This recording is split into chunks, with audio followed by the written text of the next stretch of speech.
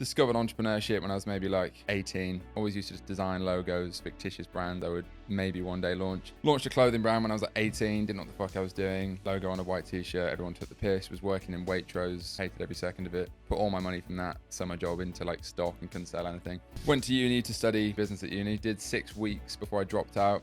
Then went and did a placement in central London in M&A, which is mergers and acquisitions, wearing a suit, meeting wealthy people for the first time in my life, realizing that you didn't have to be a footballer or a celebrity to make money. Did that for like 6 months, went back to uni, didn't really know what the fuck I was doing. Did graphic design for a year, then switched to advertising, and then dropped out again, like playing around with loads of different e-com stuff, was in like Facebook groups. Discovered Facebook ads in like 2016, started dropshipping jeans from China. That was like the first time I was like, oh, you can actually make money doing this. And that started doing pretty well. That became like a proper clothing brand, like we designed our own shit. I got an office in Newcastle, which is where I was at uni. My mate Ollie got involved, who's now semi-co-host on the pod and an investor in my newest business, so it's funny how it comes full circle.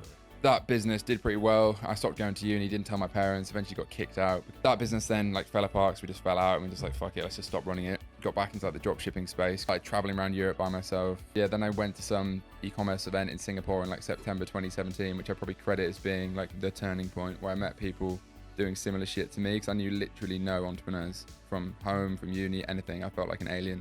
Fast forward like the next 2 years, basically spent like 2 years being a full-time nomad, lived in Bali for a while, Australia, America, Europe, basically everywhere. Did a bunch of dropshipping stuff, like had like a leggings website. This was back when Facebook ads were very easy to scale a store. I was probably doing like $500,000 a month at one point, so like didn't know anything about like investing and stuff, so I probably just wasted 90% of it, to be honest, on like traveling, bought a few stupid cars. Then I decided I wanted to build something more long-term.